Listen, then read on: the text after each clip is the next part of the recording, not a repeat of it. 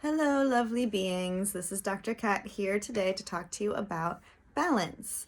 So, I have been reflecting on this myself because I've definitely been on one extreme and the other as far as balancing things out goes, and that is for so many different aspects of life: work, play, relationships, food, exercise, sleep, all of it. I'm a Taurus, so I like to take sleep to a whole nother level sometimes, and it never serves me too well. I wake up feeling worse than what I would like for sure.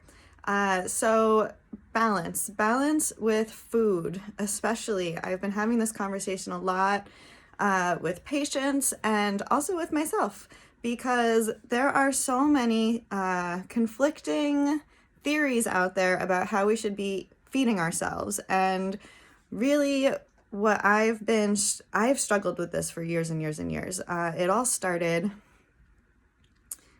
probably, from the beginning. I was born failure to thrive, and I didn't really want to eat too many different foods. And when I did start eating foods, the only things, apparently, according to my mom, that I would ever want to eat were lamb and milk products like cheese and yogurt, I guess, which are some of my favorite things now. And lamb has always done me well, but not so much dairy products.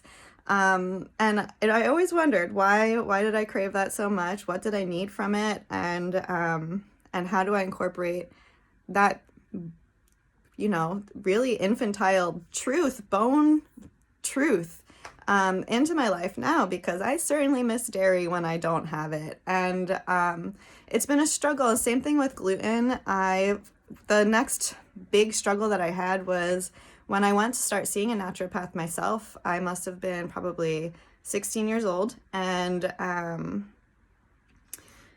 I was given a food intolerance test, and it came back that I was reacting to gluten and eggs, which are main staples in my diet.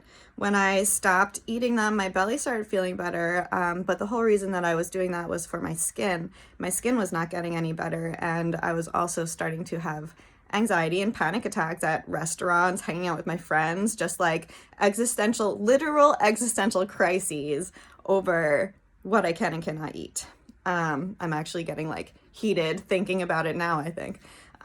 So I'm always really careful when I talk to my patients about food and how to choose. And there are so many physiological factors at play, and that's within your own body, but also how the food is produced to begin with.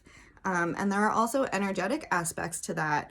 In Eastern physiology or Eastern medicine, diet is all about balancing your constitution, and it's not necessarily what exactly the product is, but what kind of energy that product has and how that's going to intermingle with your energies. Sorry, I'm standing here holding this phone, so it's going to be a little shaky.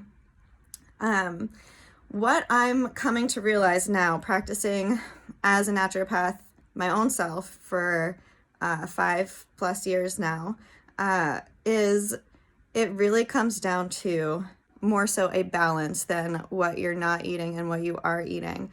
And if your body is balanced, it can handle certain foods, but it also comes down to the right quality of the foods that you're eating. Having cream cheese from, the gas station, or even Stop and Shop, like your general, I don't even know the brands anymore because I don't buy those brands, but your regular old cream cheese, Philadelphia, there you go, Philadelphia cream cheese. That's not a good quality product. Those cows are not being taken care of the right way. That dairy is not being processed the right way. But there are cream cheeses out there that are grass-fed, that are whole milk with all the right cultures, and that will treat your body entirely differently, from an inflammatory cascade profile to even the energetics of how stressed were those cows? How were they treated? What kind of quality of life did they have? And what kind of stress hormones or happy hormones are they then secreting into their products that you then take into your own body? Veganism is an extreme diet that works really well for certain people. I see that this really depends on your blood type. Paleo diet is another extreme. Keto, I have my qualms with. I think keto is being a little overused right now. Talk about balance. But all of these things, they have a place, and it's about balance, and it's about finding what's right for you. Exercise can be taken to extremes to the point where it's not healthy anymore. Sleeping can be not enough or way too much and can completely throw off everything else about your body and your hormone control because of how a simple thing like how you're sleeping. So having these things in a really self-respecting, balanced juggle will give you extra years on your life, will give you more happiness in those years. This extends to relationships. This extends to sharing your time with others, having time to yourself. It extends to how often you are having recreational time versus work.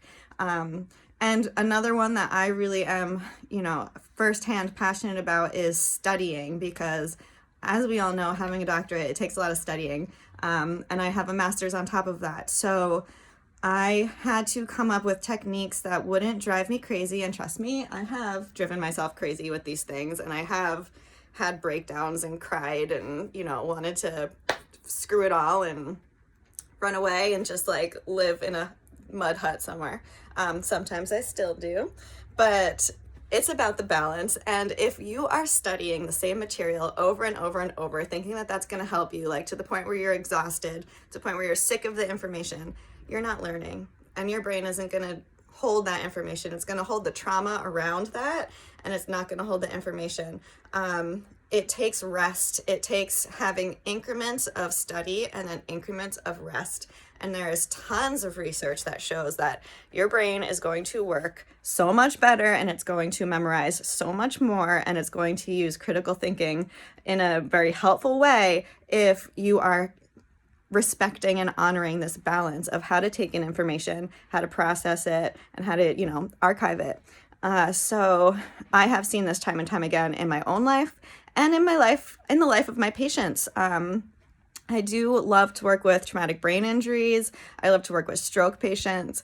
And I see this in practice, that if you're overdoing it or if you're underdoing it, you're not doing yourself any favors.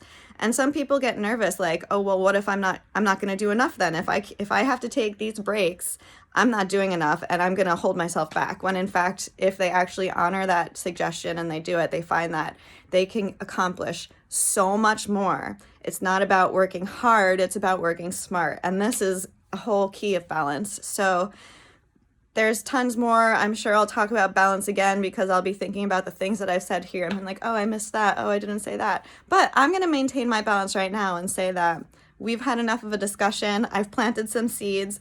Think about what kinds of things in your life are in balance right now or feel out of balance, and how you can start rearranging your patterns and your habits to give yourself a more productive, efficient, and full of joyful life. Because what's the point of throwing yourself out of all of these balances so you can just be miserable and getting through? I've definitely been there, and I definitely don't recommend it.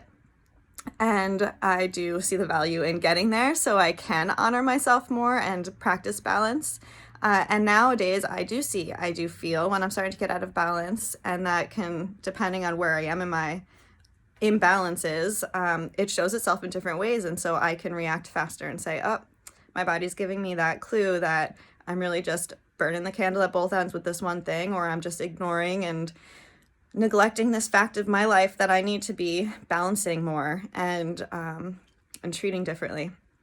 So if you have any questions about what kinds of balances you're struggling with, please send them down below. Or if you're finding any successes or any tricks in how you keep your life well balanced, please also share with us below. We would love to hear it. All right. I hope you all have an awesome day. Ciao.